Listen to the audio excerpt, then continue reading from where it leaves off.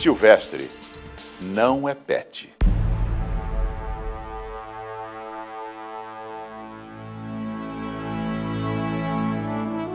Poucos relacionamentos são tão sinceros quanto estes.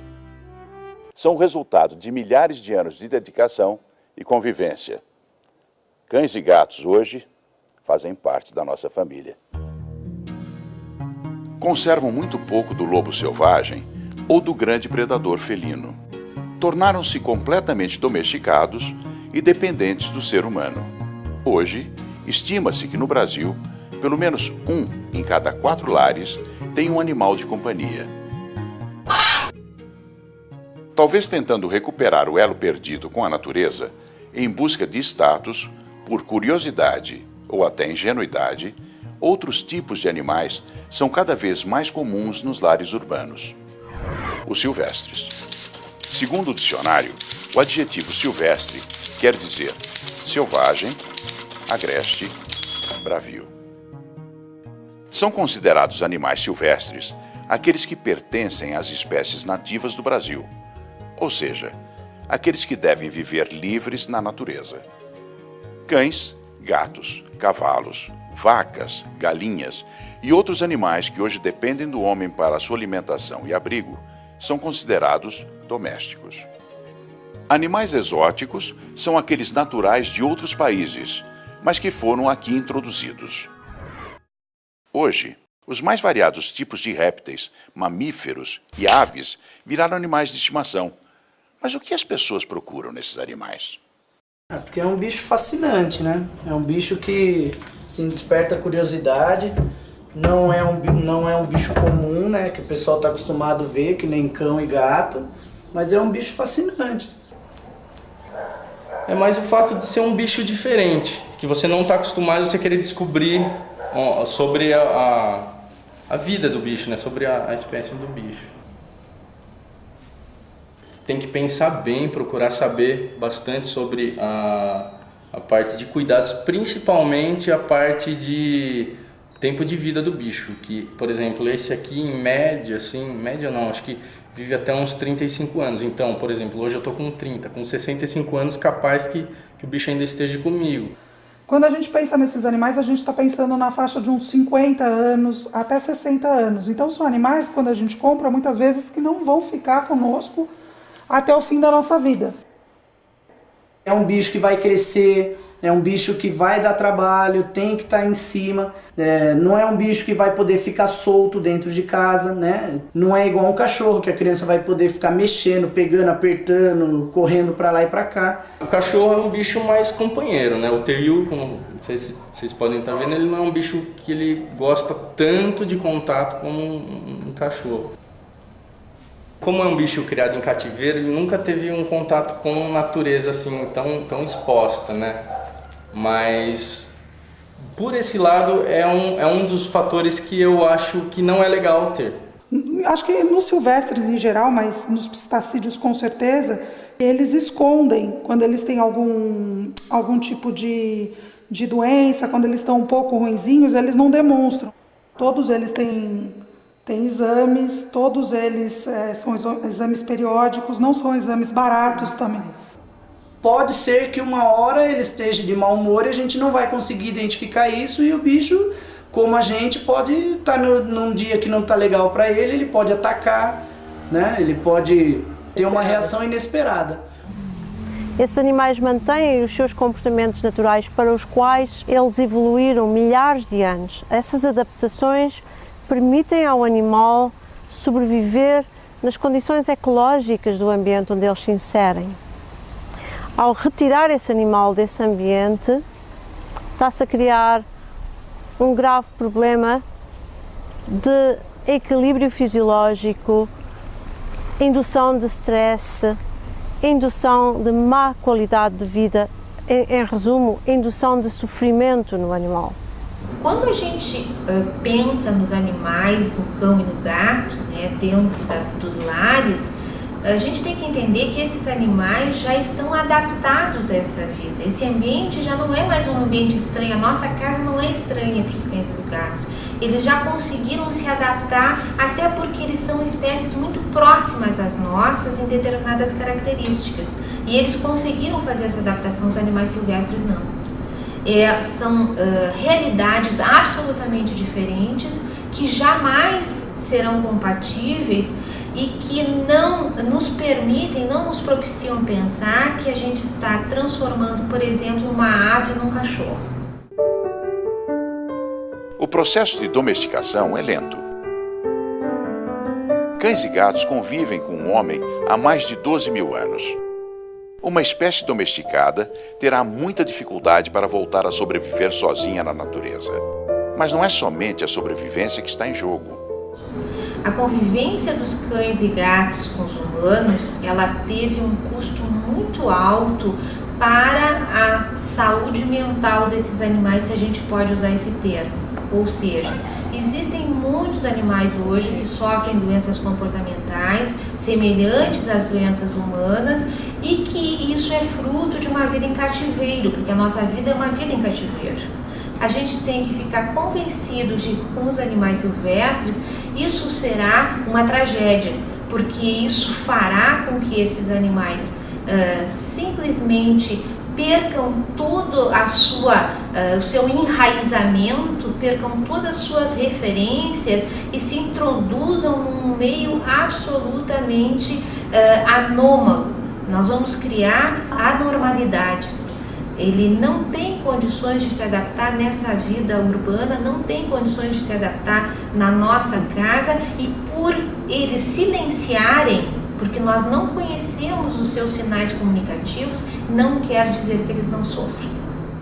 A Associação Mata Ciliar, um centro de reabilitação de animais silvestres, abriga diversos animais que tiveram seu comportamento afetado pelo convívio com o homem. O bugio gardenal, retirado de seus semelhantes para ser um animal de estimação, é um deles. Ele veio filhote, era criado por uma família como se fosse um filho, é sempre a mesma história. Só que um dia essa família ia sair de férias e esse filho eles não tinham com quem deixar, não podia levar junto, e deram esse filho pra gente. Ele foi batizado de gardenal porque ele era um bugio completamente atípico. O pessoal falava, ai, que bugio louco. Mas esse animal sofreu muito, porque o dia inteiro ele chorava, berrava, gritava, porque ele queria ficar no colo, ele precisava de atenção, ele tinha que ser amamentado, e nós tínhamos os outros animais para cuidar. O gardenal, não se achando um bugio, se achando um ser humano, não aceitava nenhum bugio por perto. Felizmente, depois de muitos anos, Gardenal acabou aceitando uma fêmea e hoje tem um filhote. Mas ele e sua família estão condenados a passar o resto da vida em cativeiro. Esse é o gato morisco. Ele foi criado também como um animal pet por uma família e ele tem um comportamento muito alterado, muito estereotipado. Quando alguém se aproxima, a primeira coisa que acontece com esse animal é aquele andar em 8, repetitivo, que é indicativo de estresse. Ele não aceita outro animal da mesma espécie junto com ele. O animal silvestre mais popular no Brasil é o papagaio. Entre as aves, os psitacídeos são os mais inteligentes, que é arara, papagaios, maitacas e todos esses afins. Quando nós colocamos esses animais junto aos outros papagaios, num recinto bastante grande, porque afinal de contas são animais de hábitos grupais, eles começaram a se automutilar. Eles perderam a identidade.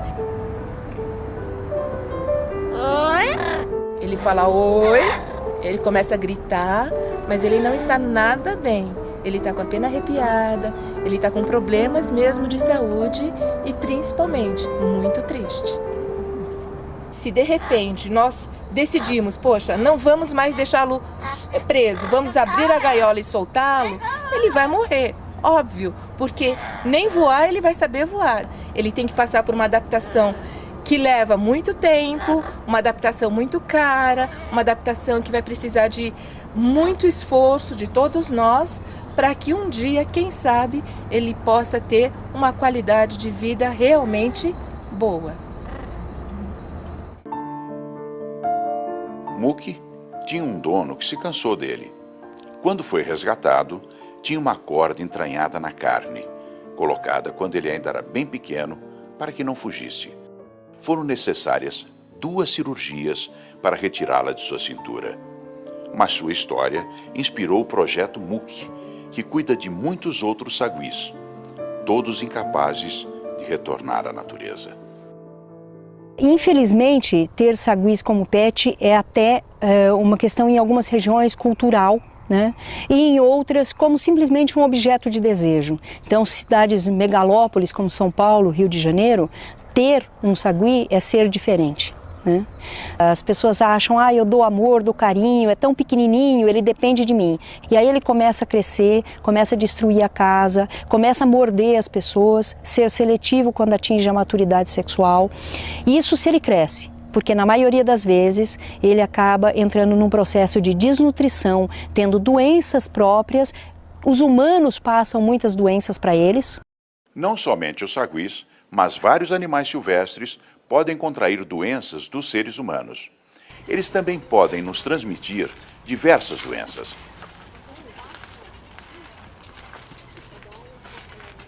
A Nenê, quando chegou no projeto, ela não conseguia nem abrir os olhos, né? Tamanha fraqueza. Os ossos dela, por desnutrição, eram descalcificados, é o que a gente chama de osteodistrofia. E ela tinha fraturas múltiplas, que é chamado fratura em galho verde. E o bracinho dela, veja como é que é o bracinho dela. Essa macaquinha também foi, infelizmente, abandonada. A Belinha ela começou a ficar doente por problemas nutricionais.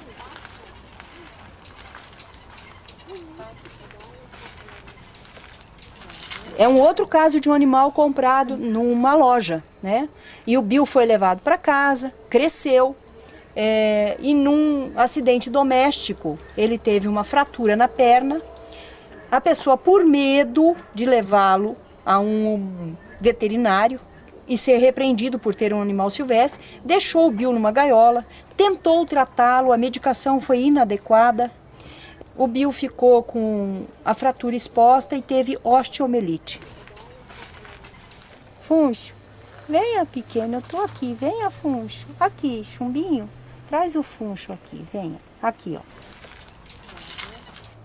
O Funcho, gente, ele foi cegado com cigarro para ser vendido, para ficar mais manso. Eles geralmente fazem lesões absurdas nesses animais, embriagam, para dizer que o bicho está manso, que é domesticado. Funcho foi comprado, provavelmente, aí do tráfico de animais. E como nós sabemos que ele foi cegado assim com cigarro, pelas sequelas que ele tem, pelas marcas que ele tem, né? Então ele é cego dos 2 olhos. Muitas mutilações, infelizmente, são comuns no tráfico de animais. Quando as pessoas percebem, nossa, mas eu fiz tudo de bem para ele e mesmo assim não consegui mantê-lo, não consegui deixar ele saudável. Primatas são animais que vivem em grupo, portanto, eles dependem dessa relação social, eles têm um aprendizado social, eles aprendem a se defender, a buscar alimentos, e eles sendo retirados de vida livre ou comprados, seja lá onde for, não importa. Importa é que esse animal precisa do seu grupo para estar bem, porque aquele que não tem sequela física vai ter sequelas emocionais. A ciência já provou que os animais são seres inteligentes e que sentem todos os tipos de emoções. Será possível que eles vivam bem em cativeiro? Aves nasceram para voar, macacos vivem nas árvores, em bandos, felinos andam grandes distâncias à procura de alimento. Para os animais silvestres, a vida em cativeiro, por mais confortável que nos pareça, significa a negação de toda a sua natureza. Então, só porque o animal tem alimentação ou porque está protegido da chuva, só porque o animal se está reproduzindo, isso não significa que o animal está tem uma boa qualidade de vida, porque o animal evoluiu para viver numa floresta que tem chuva, numa floresta que tem que procurar a comida. E muita gente esquece as necessidades comportamentais do animal, isto é, não basta apenas satisfazer a fisiologia, que o animal não esteja doente. Nenhum cativeiro, por mais enriquecido que esteja, pode propiciar essas coisas a um animal silvestre. A crescente demanda por animais silvestres, principalmente os psitacídeos, faz com que os grandes criadouros comerciais se tornem verdadeiras fábricas de ovos que são chocados em incubadeiras. Os filhotes não têm contato com os pais e são alimentados por seres humanos. Os animais não podem escolher seus parceiros sexuais e passam a vida em pequenas gaiolas sem qualquer enriquecimento ambiental. Como muitas vezes desconhecemos os sinais comunicativos dos animais, a ciência do bem-estar animal determinou 5 condições para sabermos se um animal tem boa qualidade de vida. Os animais precisam de água e alimentos realmente adequados à sua espécie, de locais amplos, limpos, sem grades que limitem seus movimentos. Precisam estar saudáveis e sem nenhum tipo de ferimentos. Eles precisam viver tranquilos e conviver com outros da mesma espécie, segundo as suas próprias escolhas. Eles precisam ter liberdade para expressar seu comportamento natural, de acordo com as necessidades de sua espécie. Ali está um bom exemplo de bem-estar. A construção do ninho é um bom exemplo de expressão dos seus comportamentos naturais. Um animal em cativeiro nunca teria a oportunidade de poder expressar este comportamento.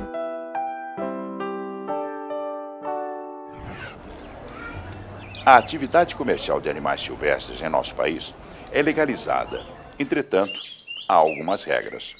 Segundo a Lei de Crimes Ambientais, os criadouros e as lojas que comercializam animais devem ter autorização e o comprador deve observar se o animal é identificado e exigir nota fiscal. O Ministério do Meio Ambiente publicou a resolução que estabelece critérios para determinar quais espécies silvestres podem ser criadas e comercializadas. Uma lista que restringe o número de espécies comercializadas legalmente está sendo elaborada pelo IBAMA, mas pressões financeiras e políticas têm dificultado o processo. Atualmente, a oferta é assustadora. É possível comprar qualquer tipo de animal até pela internet, em prestações com entrega domiciliar. Tudo dentro da lei. Até a década de 90, não se ouvia falar de tráfico de iguanas. Porém, a partir do momento em que se autorizou a criação comercial e que esses animais passaram a ser objeto de propagandas, de anúncio e do interesse da população, do convencimento da população de que aquele era um animal que poderia ser utilizado como pet, a partir disso nós tivemos, de forma não intencionada, mas o fomento ao tráfico de iguanas no nosso país. Nem sempre a pessoa que adquire um animal dentro de um criador, né, ou num pet, vai ter 100% de garantia que esse animal teve uma procedência legal. Esses criadores, pela minha experiência aqui, nos 4 anos que eu estou atuando na frente da delegacia, eles estão operando 80% na ilegalidade. Então, esse é um problema. O traficante hoje já faz uma parceria com alguns desses criadores e retiram os animais da natureza, introduzem eles nos criadores comerciais, eles ali ganham nota fiscal, ganham marcação e são colocados no mercado. Em junho de 2010, a Polícia Federal e o IBAMA deflagraram a Operação São Francisco, que desmantelou uma grande quadrilha internacional de tráfico de animais silvestres. Tinha várias anilhas cortadas, a gente tinha o pintacilgo com a anilha cortada e tem uma anilha adulterada também no sabiá.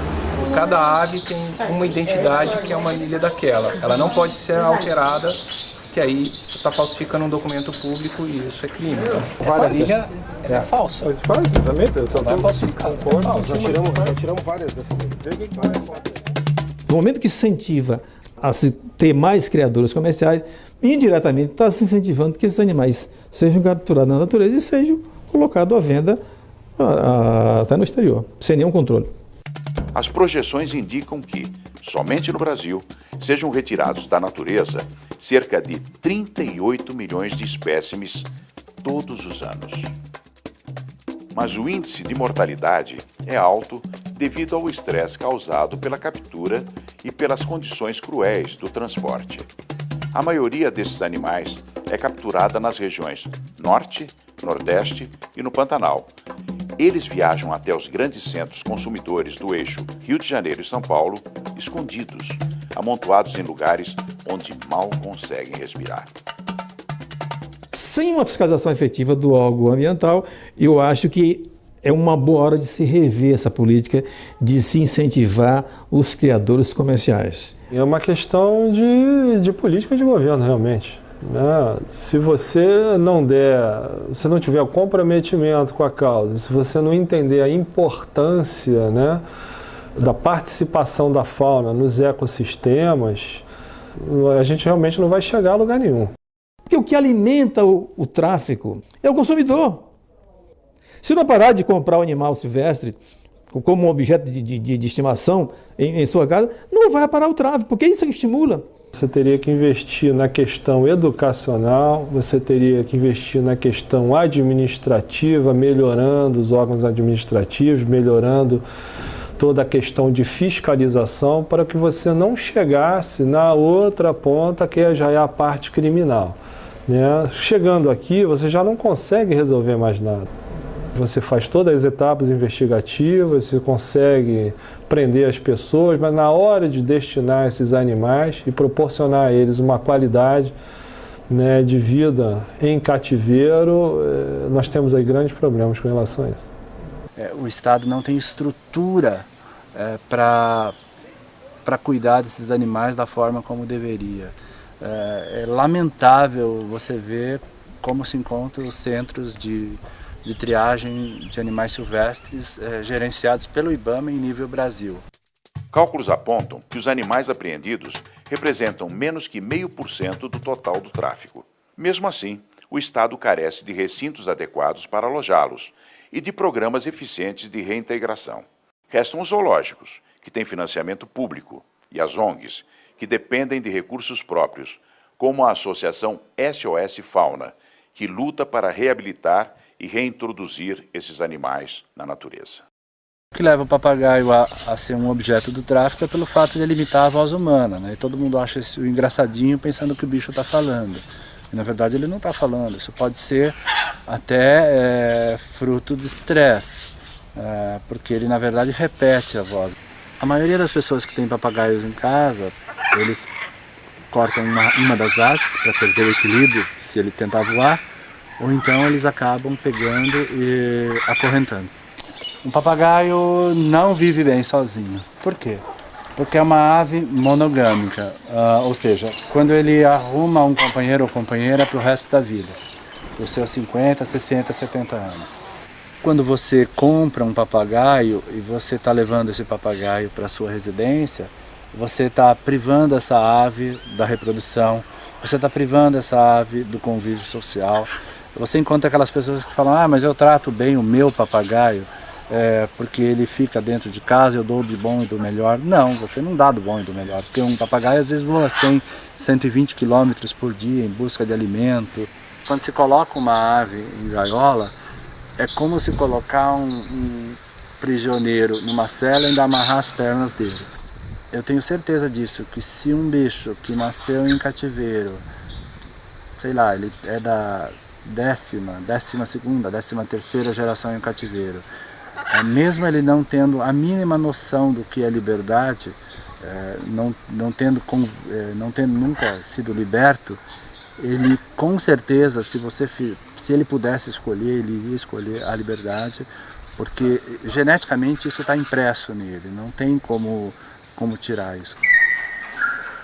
Que ninguém vá lá e simplesmente abra a gaiola e solte o bicho que quer soltar. Se ele quer, de repente, fazer uma entrega voluntária, procure o IBAMA, a Polícia Ambiental, e faça isso, porque a partir do momento que você quer soltar um bicho e acha bonitinho a liberdade, você tem que tomar muito cuidado, porque existe uma série de protocolos com relação a ecossistemas, a épocas do ano em que deve ser solta.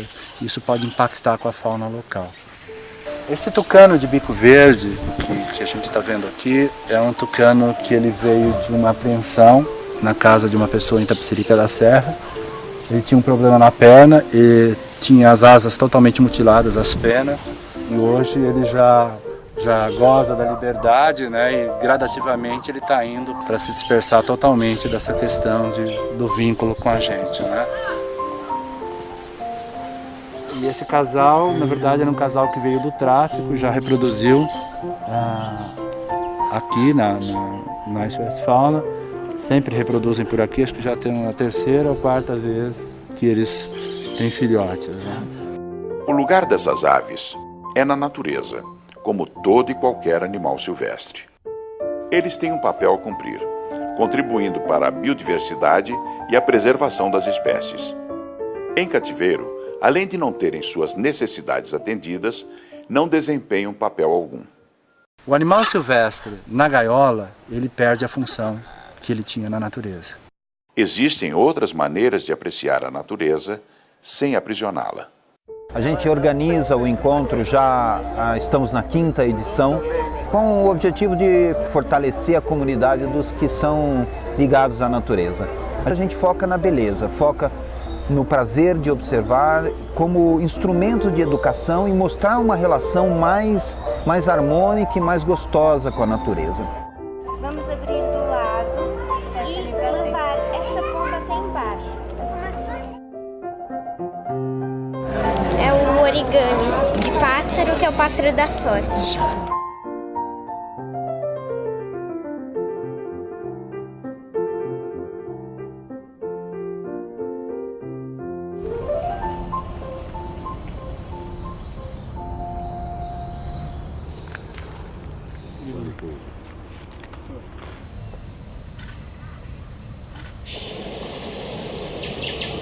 O que é isso aí, Bruno? Isso é um pichoxó, um passarinho que o pessoal tem muito em gaiola, né? Na verdade você escuta mais em gaiola do que na natureza hoje em dia, porque se tornou muito raro devido à captura, né? E, na verdade é um passarinho que, se você chama na técnica chamada playback, que é a atração de aves por meio de gravações, ele vem, você consegue ver perto, então é muito mais bonito e o correto observar o bicho solto do que na gaiola.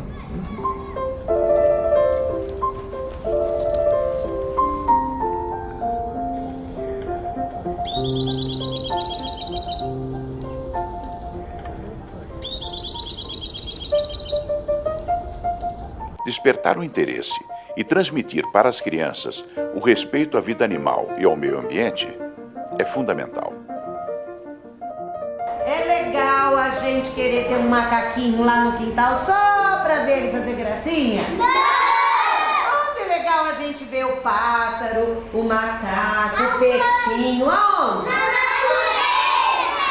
Então, as crianças participam muito desse projeto, porque os animais estão no meio das crianças, né? Todas as crianças acabam tendo um animal preso numa gaiola e o gato e o cachorro solto. Então, elas conseguem fazer esse paralelo e conseguem acabar entendendo que esses animais não podem ficar presos, que eles têm que estar na natureza para que a natureza não acabe.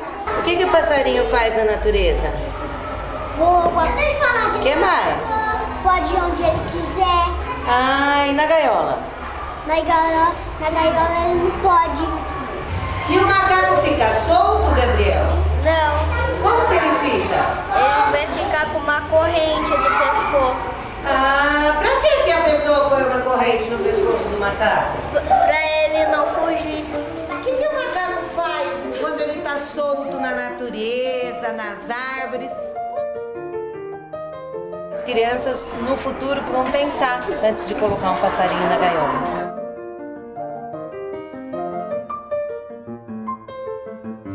As pessoas precisam entender que um crime contra a fauna silvestre não é simplesmente um crime contra o animalzinho, mas é um crime contra a humanidade pela perda de função biológica de uma série de espécies em seus ecossistemas e isso vai prejudicar a espécie humana fatalmente no futuro. A fauna brasileira é uma das mais ricas do mundo. Ela parece inesgotável, mas não é. O número de espécies ameaçadas de extinção não para de aumentar. E somos todos responsáveis por isso. As pessoas só vão ter consciência a partir do momento em que elas tiverem capacidade e condição de se colocar no lugar de um animal.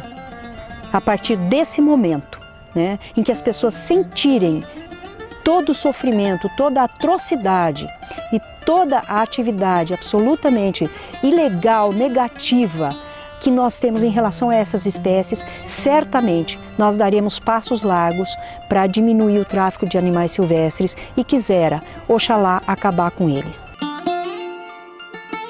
As aves são lindas, os macacos engraçadinhos, os répteis diferentes. Mas não será um ato egoísta aprisionar esses animais em nossas casas?